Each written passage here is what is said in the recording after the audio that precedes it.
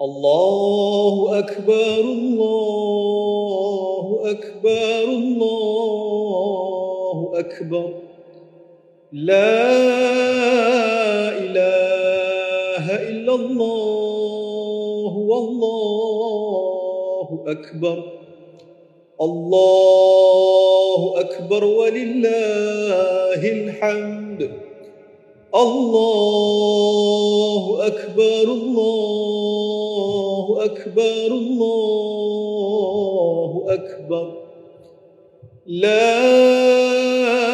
إله إلا الله والله أكبر الله أكبر ولله الحمد الله أكبر الله أكبر الله أكبر لا إله إلا الله والله أكبر الله أكبر ولله الحمد الله أكبر الله أكبر الله أكبر لا إله إلا الله والله أكبر الله أكبر ولله الحمد الله أكبر الله أكبر الله أكبر لا إله إلا الله والله أكبر الله أكبر ولله الحمد الله أكبر الله أكبر الله أكبر لا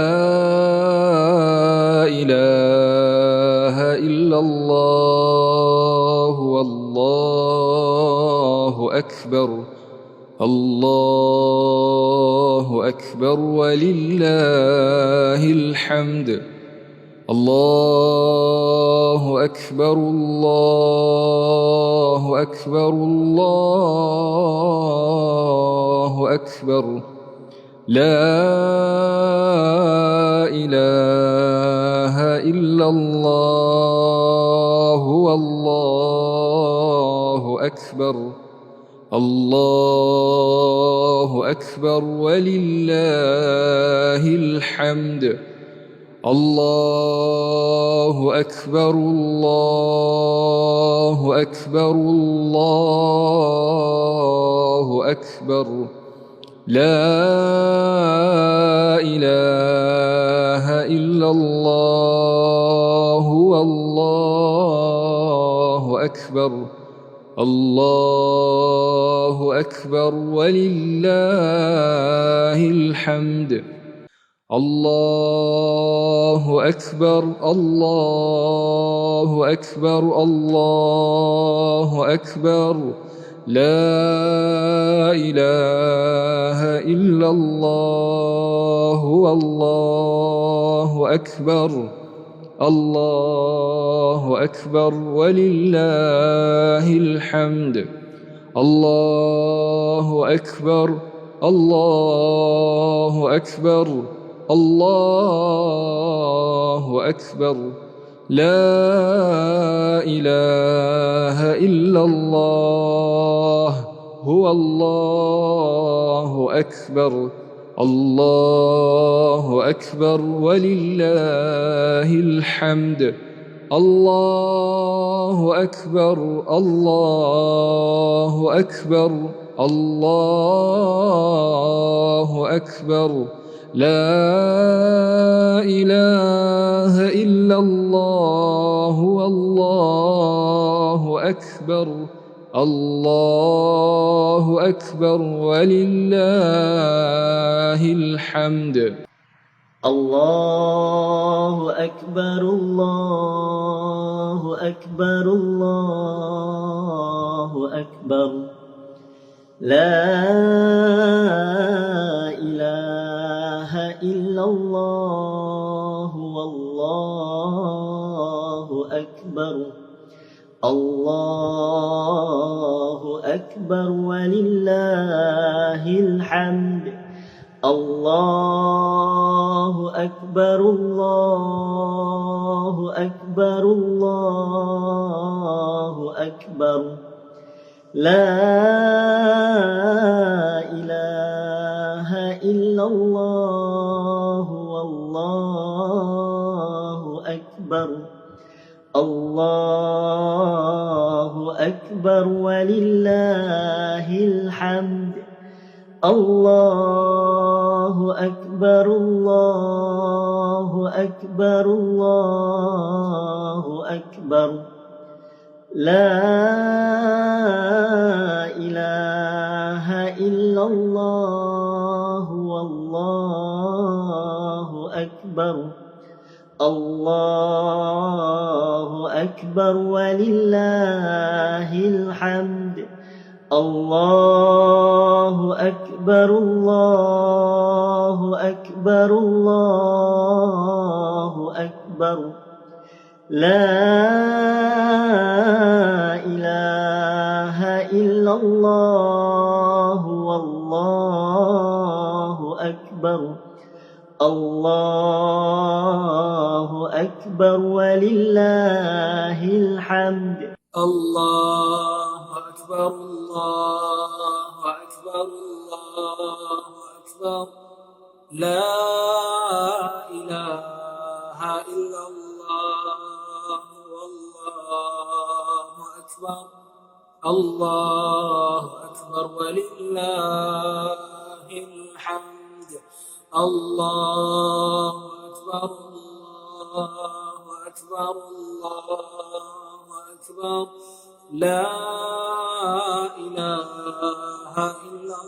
إلا الله والله أكبر الله أكبر ولله الحمد الله أكبر الله أكبر الله أكبر لا إله إلا الله والله أكبر الله أكبر ولله الحمد الله أكبر الله أكبر الله أكبر لا إله إلا الله والله أكبر الله أكبر ولله الحمد الله أكبر الله أكبر الله أكبر لا إله إلا الله والله أكبر الله أكبر ولله الحمد الله أكبر الله أكبر الله أكبر لا إله إلا الله والله أكبر الله أكبر ولله الحمد الله أكبر الله أكبر الله أكبر لا إله إلا الله والله أكبر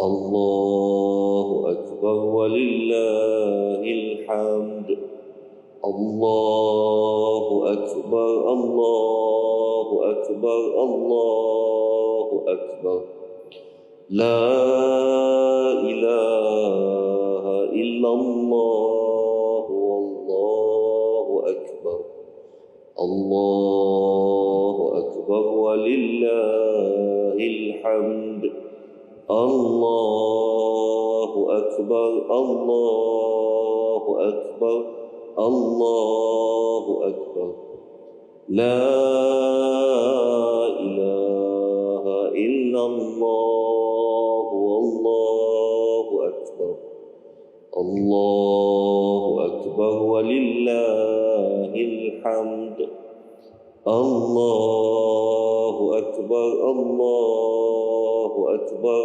الله أكبر لا إله إلا الله والله أكبر الله أكبر ولله الحمد الله أكبر الله أكبر الله أكبر الله أكبر كبيرا والحمد لله كثيرا وسبحان الله بكرة وأصيلا لا إله إلا الله ولا نعبد إلا إياه مخلصين له الدين ولو كره الكافرون لا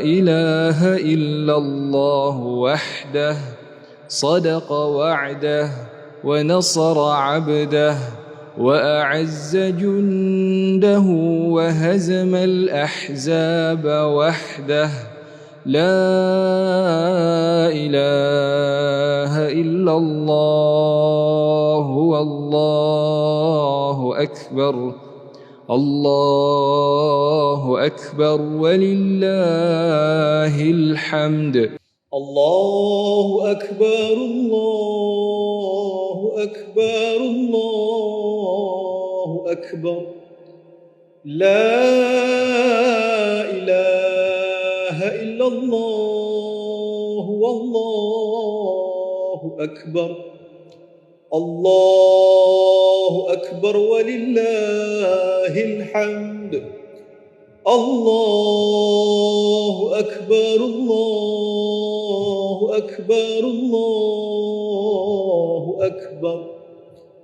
لا إله إلا الله والله أكبر الله أكبر ولله الحمد الله أكبر الله أكبر الله أكبر لا إله إلا الله والله أكبر الله أكبر ولله الحمد الله أكبر الله أكبر الله أكبر لا إله إلا الله والله أكبر الله أكبر ولله الحمد الله أكبر الله أكبر الله أكبر لا إله إلا الله والله أكبر الله أكبر ولله الحمد الله أكبر الله أكبر الله أكبر لا إله إلا الله والله أكبر الله أكبر ولله الحمد الله أكبر الله أكبر الله أكبر لا إله إلا الله والله أكبر الله أكبر ولله الحمد الله أكبر الله أكبر الله أكبر لا إله إلا الله والله أكبر الله أكبر ولله الحمد الله أكبر الله أكبر الله أكبر لا إله إلا الله والله أكبر الله أكبر ولله الحمد الله أكبر الله أكبر الله أكبر لا إله إلا الله هو الله أكبر الله أكبر ولله الحمد الله أكبر الله أكبر الله أكبر لا إله إلا الله والله أكبر الله أكبر ولله الحمد الله أكبر الله أكبر الله أكبر لا إله إلا الله والله أكبر الله أكبر ولله الحمد الله أكبر الله أكبر الله أكبر لا إله إلا الله والله أكبر الله أكبر ولله الحمد الله أكبر الله أكبر الله أكبر لا إله إلا الله والله أكبر الله أكبر ولله الحمد الله أكبر الله أكبر الله أكبر لا إله إلا الله والله أكبر الله أكبر ولله الحمد الله أكبر الله أكبر الله أكبر لا إله إلا الله والله أكبر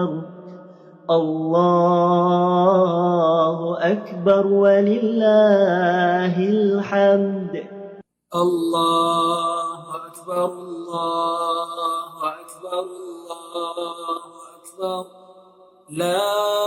لا إله إلا الله والله أكبر الله أكبر ولله الحمد الله أكبر الله أكبر الله أكبر لا إله إلا الله والله أكبر الله أكبر ولله الحمد الله أكبر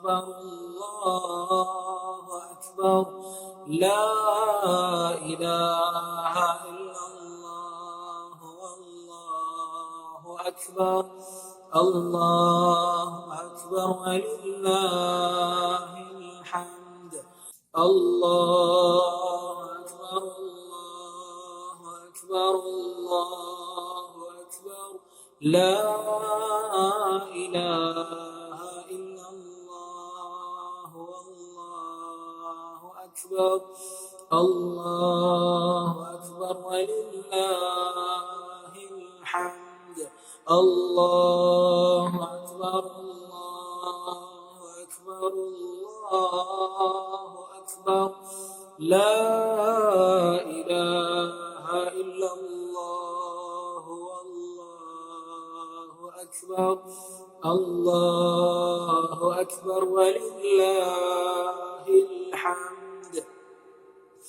الله أكبر الله أكبر الله أكبر لا إله إلا الله والله أكبر الله أكبر ولله الحمد الله أكبر الله أكبر الله أكبر لا إله إلا الله والله أكبر الله أكبر ولله الحمد الله أكبر الله أكبر الله أكبر لا إله إلا الله والله أكبر الله أكبر ولله الحمد الله أكبر الله أكبر الله أكبر لا إله إلا الله والله أكبر الله أكبر ولله الحمد الله أكبر الله أكبر الله أكبر لا إله إلا الله والله أكبر الله أكبر ولله الحمد الله أكبر الله أكبر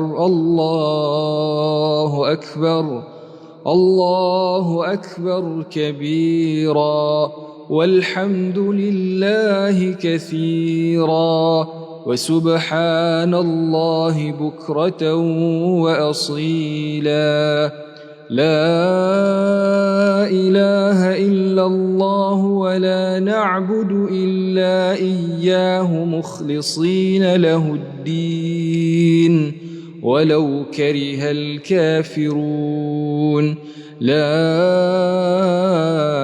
إله إلا الله وحده صدق وعده ونصر عبده وأعز جنده وهزم الأحزاب وحده لا إله إلا الله والله أكبر الله أكبر ولله الحمد الله أكبر الله أكبر الله أكبر لا إله إلا الله والله أكبر الله أكبر ولله الحمد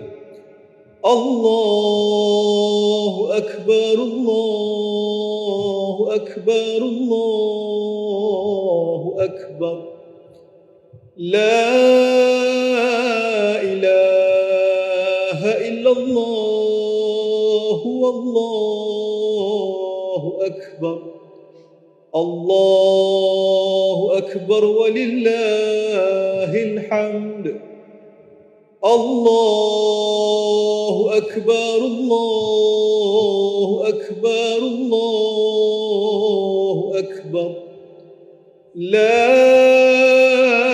إله إلا الله والله أكبر الله أكبر ولله الحمد الله أكبر الله أكبر الله أكبر لا إله إلا الله والله أكبر الله أكبر ولله الحمد الله أكبر الله أكبر الله أكبر لا إله إلا الله والله أكبر الله أكبر ولله الحمد الله أكبر الله أكبر الله أكبر لا إله إلا الله والله أكبر الله أكبر ولله الحمد الله أكبر الله أكبر الله أكبر لا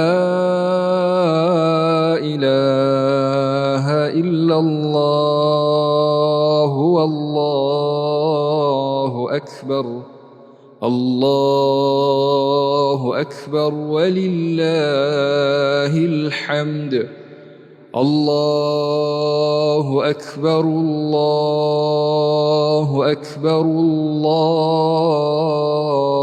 أكبر لا إله إلا الله والله أكبر الله أكبر ولله الحمد الله أكبر الله أكبر الله أكبر لا إله إلا الله والله أكبر الله أكبر ولله الحمد الله أكبر الله أكبر الله أكبر لا إله إلا الله هو الله أكبر الله أكبر ولله الحمد الله أكبر الله أكبر الله أكبر لا إله إلا الله والله أكبر الله أكبر ولله الحمد الله أكبر الله أكبر الله أكبر لا إله إلا الله والله أكبر الله أكبر ولله الحمد الله أكبر الله أكبر الله أكبر لا إله إلا الله والله أكبر الله ولله الحمد. Assalamualaikum warahmatullahi wabarakatuh. Alhamdulillahirabbil alamin. Wassalatu wassalamu ala asyrafil anbiya'i wal mursalin wa ala alihi wa sahbihi ajma'in. Allahumma salli wa sallim wa barik ala Muhammad wa ala alihi wa sahbihi wa man tabi'ahum bi ihsanin ila yaumiddin, amma ba'd. Allahu akbar, Allahu akbar, walillahil hamd. Ikhwatul iman yang dimuliakan Allah Subhanahu wa taala. Ujian dan musibah merupakan sebahagian daripada asam garam kehidupan seseorang insan. Maka itu setiap satu daripada kita akan menghadapi pelbagai ujian dan musibah dalam kehidupan seharian kita. Ini bersesuaian dengan firman Allah Subhanahu wa taala dalam surah Al-Ankabut ayat kedua dan ketiga, yang di mana Allah Subhanahu wa taala berfirman, A'udzu billahi minasyaitonir rajim. Ahasiban nasu an yutraku an yaqulu amanna wa hum la yuftanun. Walaqad fatanna alladhina min qablihim falaya'lamanna Allahu alladhina sadaqu wa la ya'lamanna al-kadhibin. Yang bermaksud, patutkah manusia menyangka bahawa mereka akan dibiarkan dengan hanya berkata kami beriman, sedang mereka tidak diuji, iaitu dengan suatu cubaan. Dan demi sesungguhnya kami telah menguji orang-orang yang terdahulu daripada mereka, maka iaitu dengan ujian demikian nyata apa yang diketahui oleh Allah tentang orang-orang yang benar-benar beriman, dan nyata pula apa yang diketahuinya tentang orang-orang yang dusta. Oleh itu, kita perlu menerima hakikat bahawa sebagai hamba Allah Subhanahu wa taala, kita pasti akan berhadapan dengan berbagai-bagai ujian dan musibah dalam kehidupan kita.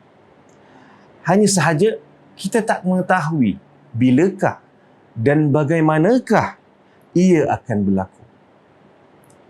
Namun yang pasti, pada ketika ini Allah Subhanahu wa taala sedang menguji kita dengan tersebarnya virus yang sangat membahayakan diri kita semua. Kita telah menyaksikan ramai yang dijangkiti dengan virus ini, dan tidak juga sedikit yang menemui ajalnya kerana virus tersebut. Maka kita dapat lihat setiap satu daripada kita akan ditimpa dengan pelbagai masalah yang berpunca daripada musibah yang sedang kita alami ini. Ada di antara kita tersekat dalam pelaksanaan ibadahnya. Ada yang kehilangan punca pencariannya. Ada juga rasa tertekan jiwanya dan sebagainya. Maka dalam keadaan seperti ini, sebaik-baiknya kita menjadi golongan yang memberikan kesejahteraan dan jalan keluar, dan bukannya golongan yang menambahkan lagi masalah dengan masalah-masalah yang ada.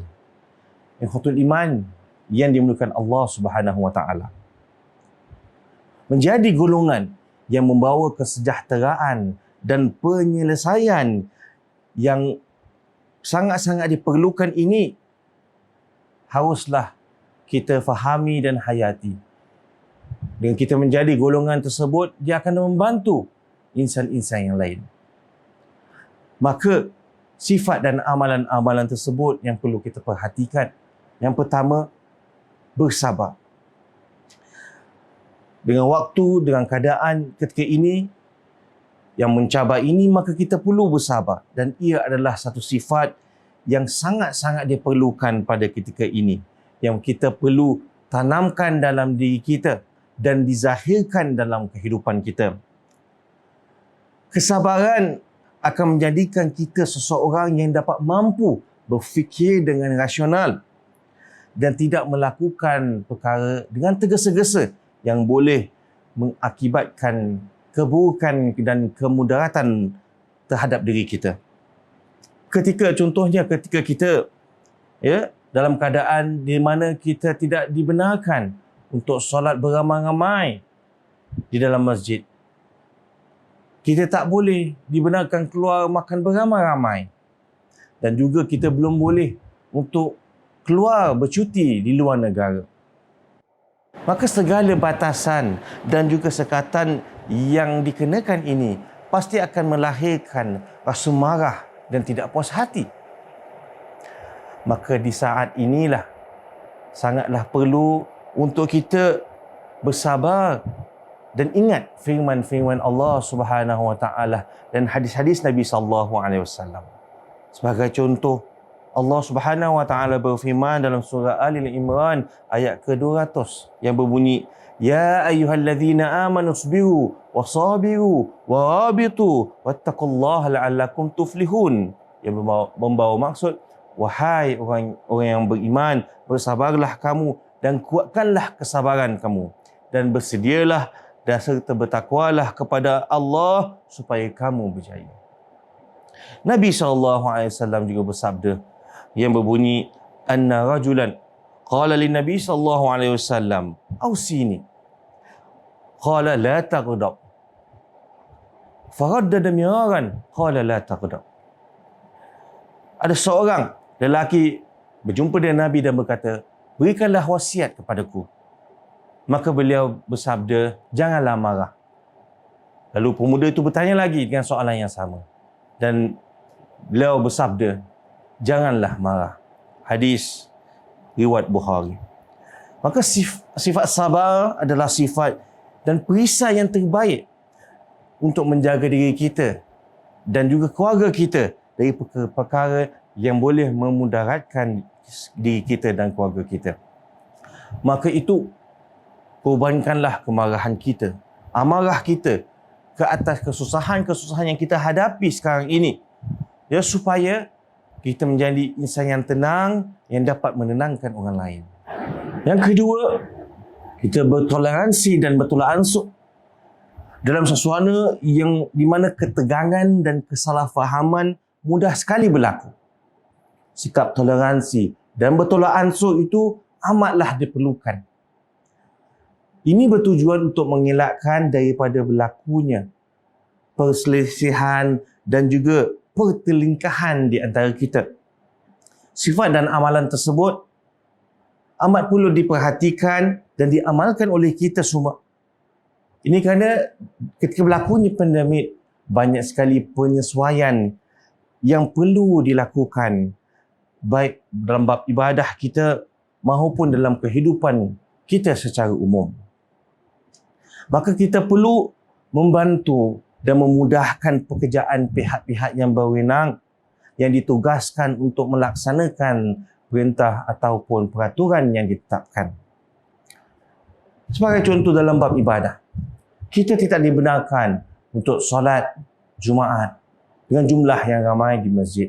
Kita perlu melakukan booking dan sebagainya.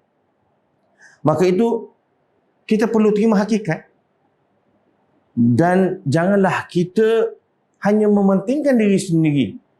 Maka itu kita perlu berusaha untuk bertimbang rasa supaya jemaah-jemaah yang lain juga dapat melaksanakan solat Jumaat di masjid.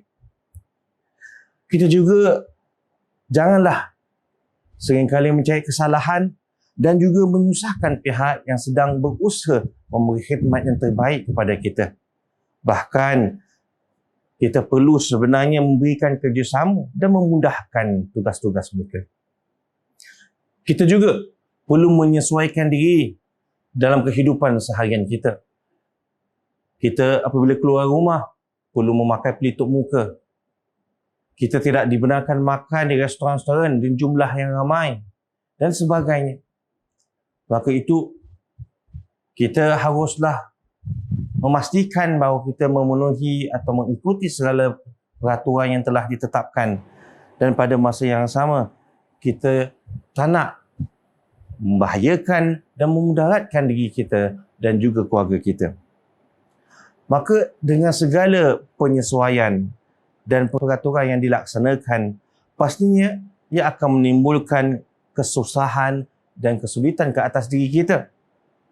Maka itu perlulah kita berusaha bertoleransi dan bertolak ansur supaya memudahkan tugas pegawai-pegawai yang melaksanakan pekerjaan yang harus ditetapkan itu, dan pada masa yang sama kita juga dalam keadaan yang tidak tenang dan sebagainya. Ingatlah sabda Nabi SAW. Nabi bersabda, siapa yang membantu menghilangkan kesulitan orang mukmin di dunia, nescaya Allah akan menghilangkan kesulitannya di akhirat kelak atau di hari kiamat. Dan barang siapa yang memberikan kemudahan kepada orang yang menghadapi kesulitan, Allah akan memberikan kemudahan kepadanya di dunia dan di akhirat. Hadis riwayat Muslim. Jadi kesulitan dan kesusahan yang dihadapi bukan sahaja pihak kita dan juga pihak-pihak yang berwenang. Maka itu kita haruslah mengorbankan keegoan kita dan kesombongan kita supaya kita dapat menghapuskan kebencian dan prasangka di antara satu sama lain. Allahu Akbar, walillahil hamd. Ikhwatul iman yang dimuliakan Allah Subhanahu wa taala. Sedang kita berada di tengah-tengah badai pandemik ini, pasti akan terdapat insan-insan yang diuji oleh Allah Subhanahu wa taala dengan ujian yang lebih berat dibandingkan dengan insan-insan yang lain. Maka Islam mengajarkan kita untuk mengambil tahu akan kesusahan orang lain. Bahkan Islam juga menggalakkan supaya umatnya mengutamakan orang lain dari dirinya sendiri dalam kita menghadapi kesulitan ini. Dan ia termasuk dalam akhlak yang mulia. Contoh yang terbaik yang kita boleh ambil adalah sifat dan amalan kaum Ansar, yang di mana Allah Subhanahu wa taala berfirman dalam surah Al-Hasyr ayat yang ke-9 yang berbunyi, a'udzubillahi minasyaitonir rajim, walladzina tabawwa'ud dara wal imana min qablihim yuhibbuna man hajara ilaihim wa la yajiduna fi sudurihim hajatan mimma utu wa yu'thiruna ala anfusihim walau kana bihim khasasah wa man yuqashuha nafsihi fa ulaika humul muflihun. Ia bermaksud dan orang-orang Ansar yang mendiami negeri iaitu Al-Madinah serta beriman sebelum mereka mengasihi orang-orang yang berhijrah ke negeri mereka, dan tidak ada pula dalam hati mereka perasaan berhajat apa yang telah diberi kepada orang yang berhijrah itu, dan mereka mengutamakan orang-orang yang berhijrah itu lebih daripada diri mereka sendiri sekalipun mereka dalam keadaan kekurangan dan amat berhajat. Iaitu ingatlah, sesiapa yang menjaga dan memelihara dirinya daripada dipengaruhi oleh tabiat bakhilnya, maka merekalah orang-orang yang berjaya. Sifat seperti ini amat diperlukan pada saat ini, di kala ramai yang berada di dalam kesusahan dan kesempitan. Maka itu ambillah peluang untuk membantu insan-insan secara langsung ataupun melibatkan diri dalam organisasi-organisasi yang bantu golongan-golongan tersebut seperti Muhammadiyah dan lain-lain lagi. Jika kita ada harta, tenaga dan masa, korbankanlah itu semua demi insan-insan yang memerlukan pertolongan kita. Usahlah kita berfikir dua kali untuk mengorbankan harta dan juga tenaga kita untuk membantu demi kemaslahatan insan yang lain. Percayalah, pengorbanan kita akan menjadikan hidup kita lebih bahagia dan bermakna. Allahu Akbar walillahil hamd. Ikhwatul iman yang dimuliakan Allah Subhanahu wa taala. Sesungguhnya insan-insan yang membawa kesejahteraan kepada orang lain adalah golongan yang sangat dicintai oleh Allah Subhanahu wa taala. Mereka yang sanggup mengorbankan kemarahan, keegoan dan harta benda mereka demi kesejahteraan orang lain, akan dapat keredaan dan memperolehi kejayaan di dunia dan di akhirat. Amin ya rabbal alamin. Oleh itu, jadilah insan yang sanggup berkorban demi kemaslahatan dan janganlah menjadi insan yang terkorban kerana kesusahan. Semoga Allah Subhanahu wa taala meneguhkan keimanan kita, ukhuwah kita dan menjaga diri dan hati kita daripada sifat-sifat yang tercela. Allahumma firli muslimina wal muslimat wal mu'minina wal mu'minat al ahya'i minhum wal amwat innaka anta sami'un qaribun mujibud da'wat ya qadiyal hajat. Rabbana zalamna anfusana wa illam taghfir lana wa tarhamna lanakunanna minal khasirin. Rabbana atina fid dunya hasanah wa fil akhirati hasanah wa qina adzabannar. Subhanakallahumma wa bihamdika asyhadu an la ilaha illa anta astaghfiruka wa atubu ilaik. Wassalamu alaikum warahmatullahi wabarakatuh.